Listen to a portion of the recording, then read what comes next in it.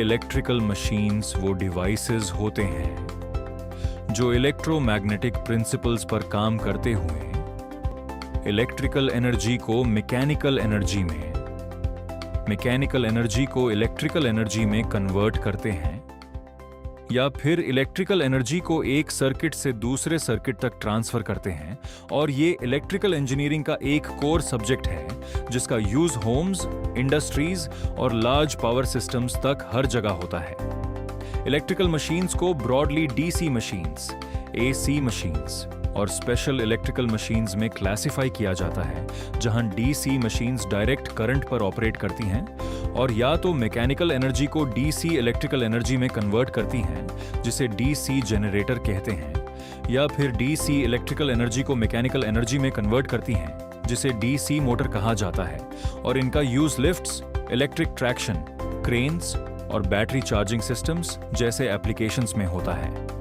AC machines alternating current पर operate करती हैं और मेनली इंडक्शन मशीन्स और सिंक्रोनस मशीन्स में डिवाइड होती हैं, जहां इंडक्शन मशीन्स इलेक्ट्रोमैग्नेटिक इंडक्शन के प्रिंसिपल पर काम करती हैं, जिसमें रोटर करंट स्टेटर के मैग्नेटिक फील्ड से इंड्यूस होता है। इस वजह से उनकी स्पीड हमेशा सिंक्रोनस स्पीड से कम होती है और उनके एडवांटेजेस सिंपल कंस्ट्रक्शन, रगेडनेस और लो मेंटेनेंस होते हैं। इसीलिए इनका use ceiling fans, water pumps और वॉशिंग मशीन्स में होता है, जबकि सिंक्रोनस मशीन्स में रोटर स्टेटर के रोटेटिंग मैग्नेटिक फील्ड के सेम स्पीड पर रोटेट करता है। इनकी स्पीड कांस्टेंट होती है और ये मेनली पावर जनरेशन और पावर फैक्टर इंप्रूवमेंट के लिए यूज होती हैं, जैसे पावर प्लांट्स में यूज होने वाले ऑल्टरनेटर्स। कन्वेंशनल मशीन्स के अलावा स्पेशल इलेक्ट्रिकल मशीन्स वो मशीन्स होती हैं जो स्पेसिफिक पर्पसेस के लिए डिजाइन की जाती हैं, जहां high precision, compact size, special speed control और बेटर एफिशिएंसी की जरूरत होती है,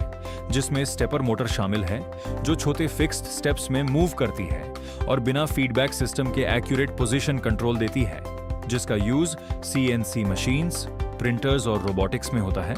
सर्वो मोटर जो फीडबैक सिस्टम के साथ काम करती है और पोजीशन, स्पीड और टॉर्क का प्रिसाइज कंट्रोल प्रोवाइड करती है। और रोबोट्स, ऑटोमेटिक सिस्टम्स और कैमरा फोकस सिस्टम्स में यूज होती है। बीएलडीसी मोटर जिसमें ब्रशेस नहीं होते, इसलिए वेयर एंड टेयर कम होता है, एफिशिएंसी ज्यादा होती है और लाइफ लॉन्ग होती है। ये इलेक्ट्रॉनिक कम्यूटेशन यूज करती है और इलेक्ट्रिक व्हीकल्स, फैंस, ड्रोन्स और एयर कंडीशनर्स में यूज होती है। स्विच्ड रिलक्टेंस मोटर जिसमें सिंपल रोटर होता है, बिना वाइंडिंग्स और मैग्नेट्स के, जो हाई रिलायबिलिटी और रगेड कंस्ट्रक्शन प्रोवाइड करता है और इलेक्ट्रिक व्हीकल्स और इंडस्ट्रियल ड्राइव्स में यूज होता है। और लाइनियर इंडक्शन मोटर जो रोटरी मोशन के बजाय लाइनियर मोशन प्रोड्यूस करता है और डायरेक्ट स्ट्रेट लाइन मूवमेंट देता है,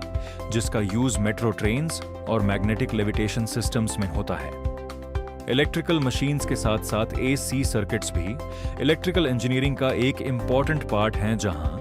एसी सर्किट वो होता है जिसमें करंट और वोल्टेज टाइम के साथ अपनी मैग्नीट्यूड और डायरेक्शन पीरियोडिकली चेंज करते हैं और नॉर्मली सिन्यूसॉइडल वेव फॉर्म फॉलो करते हैं। और इन सर्किट्स के मेन कंपोनेंट्स रेजिस्टेंस, इंडक्टेंस और कैपेसिटेंस होते हैं, जहां रेजिस्टेंस करंट के फ्लो को अपोज करता है और प्योर रेजिस्टिव सर्किट में करंट और वोल्टेज सेम फेज में होते हैं। इंडक्टेंस मैग्नेटिक फील्ड के कारण करंट के चेंज को अपोज करता है और इस वजह से करंट वोल्टेज से लग करता है। और कैपेसिटेंस इलेक्ट्रिक फील्ड में एनर्जी स्टोर करती है और इस केस में करंट वोल्टेज को लीड करता है, जबकि एसी सर्किट्स के इंपॉर्टेंट टर्म्स में आरएमएस वैल्यू शामिल है, जो एसी की इफेक्टिव वैल्यू होती है और डीसी के सेम हीटिंग इफेक्ट प्रोड्यूस करती है। फ्रीक्वेंसी जो पर सेकंड साइकिल्स की संख्या बताती है और इंडिया में नॉर्मली 50 हर्ट्ज होती है। रिएक्टेंस जो इंडक्टर्स और कैपेसिटर्स द्वारा ऑफर की जाती है, इंपीडेंस जो एसी सर्किट में टोटल ऑपोजिशन होता है, और रेजिस्टेंस इंडक्टिव रिएक्टेंस और कैपेसिटिव रिएक्टेंस का कॉम्बिनेशन होता है, और पावर फैक्टर जो रियल पावर और अपैरेंट पावर का रेशियो होता है और सिस्टम की एफिशिएंसी को शो करता है।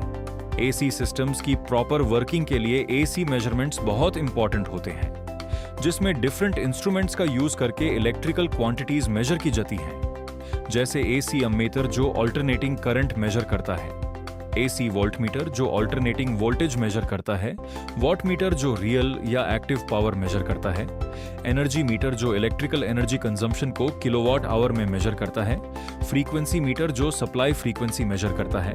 और पावर फैक्टर मीटर जो पावर फैक्टर मेजर करता है। और एसी सर्किट्स में पावर को 3 पार्ट्स में क्लासिफाई किया जाता है, जिसमें एक्टिव पावर वो यूजफुल पावर होती है जो एक्चुअल वर्क करती है, और वॉट्स में मेजर होती है रिएक्टिव पावर वो पावर होती है जो इंडक्टर्स और कैपेसिटर्स के द्वारा स्टोर और वापस रिटर्न होती रहती है, और VAR में मेजर होती है, और अपैरेंट पावर जो एक्टिव और रिएक्टिव पावर का कॉम्बिनेशन होती है और VA में मेजर होती है।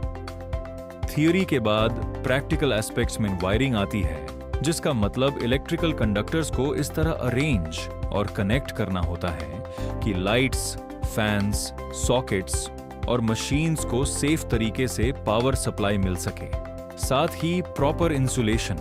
सेफ करंट फ्लो और इजी मेंटेनेंस इंश्योर हो। और वायरिंग के कॉमन टाइप्स में क्लीट वायरिंग शामिल है जो टेम्पररी इंस्टॉलेशंस के लिए यूज होती है, बैटन वायरिंग जिसमें वायर्स वुडन बैटन्स पर फिक्स की जाती हैं, केसिंग एंड कैपिंग वायरिंग जिसमें वायर्स PVC केसिंग के अंदर होती हैं, और कॉन्डुइट वायरिंग जिसमें वायर्स PVC या मेटल कॉन्डुइट्स के अंदर रन की जाती हैं। और ये सबसे ज्यादा कॉमन और सेफ मेथड माना जाता है, जबकि गुड वायरिंग के ऑब्जेक्टिव्स में इलेक्ट्रिक शॉक और फायर से सेफ्टी, प्रॉपर वोल्टेज सप्लाई और लॉन्ग लाइफ के साथ नीट अपीयरेंस शामिल होते हैं। इंस्टॉलेशन का मतलब होता है साइट पर इलेक्ट्रिकल इक्विपमेंट को ड्राइंग्स और स्टैंडर्ड्स के अकॉर्डिंग फिक्स, कनेक्ट और कमीशन करना, जिसमें light points, fan points, plug points, switch boards, distribution boards, earthing systems, protection devices जैसे MCB और RCCB और इंडस्ट्रियल इक्विपमेंट जैसे मोटर्स और पैनल्स शामिल होते हैं। और इंस्टॉलेशन के स्टेप्स में वायरिंग डायग्राम्स को रीड करना, लेआउट मार्किंग करना, एक्सेसरीज फिक्स करना, वायर्स पुल करना, टेस्टिंग और फाइनल कमीशनिंग शामिल होते हैं। और सेफ्टी रूल्स के तौर पर हमेशा वर्क स्टार्ट करने से पहले पावर ऑफ करना, प्रॉपर अर्थिंग इंश्योर करना, PPE जैसे ग्लव्स और सेफ्टी शूज का यूज करना, और IS स्टैंडर्ड्स फॉलो करना जरूरी होता है। किसी भी इलेक्ट्रिकल वर्क को स्टार्ट करने से पहले एस्टिमेशन की जाती है, जिसका मतलब होता है इंस्टॉलेशन का टोटल कॉस्ट पहले ही कैलकुलेट कर लेना ताकि बजट प्लानिंग हो सके, मटेरियल्स पर कंट्रोल रहे, वेस्टेज अवॉइड हो और टेंडर प्रिपरेशन आसान हो। और एस्टिमेशन में वायर्स की क्वांटिटी मीटर्स में switches, sockets, lights, कॉन्डुइट्स, distribution boards, labour cost और टोटल प्रोजेक्ट कॉस्ट शामिल होती है, जहां प्रिलिमिनरी एस्टिमेशन से रफ आइडिया मिलता है और डिटेल्ड एस्टिमेशन से एग्जैक्ट मटेरियल और कॉस्ट का कैलकुलेशन होता है। इलेक्ट्रिकल इंजीनियरिंग का एक और इम्पॉर्टेंट एरिया पावर जनरेशन है, जिसका मतलब नेचुरल एनर्जी सोर्सेज जैसे कोल, वाटर, सनलाइट, विंड और गैस से इलेक्ट्रिकल एनर्जी प्रोड्यूस करना होता है, ताकि होम्स, इंडस्ट्रीज, हॉस्पिटल्स और अदर कंज्यूमर्स को इलेक्ट्रिसिटी सप्लाई की जा सके। और मोस्ट पावर प्लांट्स एक ही बेसिक प्रिंसिपल पर काम करते हैं, जिसमें मैकेनिकल एनर्जी को इलेक्ट्रिकल एनर्जी में कन्वर्ट किया जाता है। पहले कोई एनर्जी सोर्स टरबाइन को रोटेट करता है, टरबाइन जनरेटर या अल्टरनेटर को ड्राइव करता है, इलेक्ट्रोमैग्नेटिक इंडक्शन के कारण इलेक्ट्रिसिटी प्रोड्यूस होती है, और फिर ट्रांसफॉर्मर्स के थ्रू वोल्टेज को स्टेप अप या स्टेप डाउन करके ट्रांसमिशन लाइंस के जरिए पावर यूजर्स तक पहुंचाई जाती है। जबकि पावर प्लांट के मेन पार्ट्स में एनर्जी सोर्स, टरबाइन या प्राइम मूवर, जनरेटर, ट्रांसफॉर्मर और ट्रांसमिशन सिस्टम शामिल होते हैं। और पावर जनरेशन को सोर्स के बेसिस पर क्लासिफाई किया जाता है, जिसमें थर्मल पावर जनरेशन में कोल या गैस जलाकर स्टीम बनाई जाती है, जो टरबाइन को रोटेट करती है और लार्ज और रिलायबल पावर आउटपुट देती है। लेकिन पोल्यूशन और फ्यूल कॉस्ट का इश्यू होता है। हाइड्रो इलेक्ट्रिक पावर जनरेशन में फ्लोइंग या फॉलिंग वाटर टरबाइंस को रोटेट करता है, जो रिन्यूएबल और पोल्यूशन फ्री होता है। लेकिन रेनफॉल पर डिपेंड करता है और दाम का इनिशियल कॉस्ट हाई होता है। सोलर पावर जनरेशन में फोटोवोल्टिक सेल्स सनलाइट को डायरेक्टली इलेक्ट्रिकल एनर्जी में कन्वर्ट करते हैं जो क्लीन और रिन्यूएबल होता है, लेकिन इनिशियल इन्वेस्टमेंट ज्यादा होती है और सनलाइट पर डिपेंड करता है। और विंड पावर जनरेशन में विंड टरबाइन ब्लेड्स को रोटेट करती है जो जनरेटर को ड्राइव करते हैं और इको फ्रेंडली एनर्जी प्रोवाइड करते हैं, लेकिन विंड स्पीड पर डिपेंड करते हैं। आखिरी में इलेक्ट्रिकल मटेरियल्स और कंपोनेंट्स इलेक्ट्रिकल सिस्टम्स की फाउंडेशन होते हैं, जहां इलेक्ट्रिकल मटेरियल्स को उनकी प्रॉपर्टीज जैसे conductivity, insulation strength, heat resistance, magnetic behaviour और ड्यूरेबिलिटी के बेसिस पर सिलेक्ट किया जाता है। और इलेक्ट्रिकल मटेरियल्स को कंडक्टिंग मटेरियल्स जैसे कॉपर और एल्यूमिनियम में क्लासिफाई किया जाता है, जो फ्री इलेक्ट्रॉन्स की वजह से करंट को इजीली फ्लो करने देते हैं। इंसुलेटिंग मटेरियल्स जैसे रबर, पीवीसी, ग्लास, पोर्सिलेन और माइका जो करंट के फ्लो को रोककर इलेक्ट्रिक शॉक से प्रोटेक्शन और सिस्टम सेफ्टी इंश्योर करते हैं। सेमीकंडक्टर मटेरियल्स जिनकी कंडक्टिविटी कंडक्टर्स और इंसुलेटर्स के बीच होती है और जिसे टेम्परेचर, लाइट या डोपिंग के थ्रू कंट्रोल किया जा सकता है और जो मॉडर्न इलेक्ट्रॉनिक्स का बेस होते हैं। और मैग्नेटिक मटेरियल्स जो मैग्नेटाइज हो सकते हैं और मोटर्स और ट्रांसफॉर्मर्स जैसे डिवाइसेस में मैग्नेटिक फ्लक्स कैरी करने के लिए यूज होते हैं। जबकि इलेक्ट्रिकल कंपोनेंट्स वो डिवाइसेस होते हैं जो इलेक्ट्रिकल एनर्जी को कंट्रोल, प्रोटेक्ट और यूटिलाइज करते हैं, जिसमें पैसिव कंपोनेंट्स जैसे रेजिस्टर्स जो करंट लिमिट करते हैं, कैपेसिटर्स जो इलेक्ट्रिक फील्ड में एनर्जी स्टोर करते हैं और इंडक्टर्स जो मैग्नेटिक फील्ड में एनर्जी स्टोर करते हैं शामिल होते हैं। एक्टिव कंपोनेंट्स जैसे डायोड्स जो करंट को एक डायरेक्शन में अलाउ करते हैं,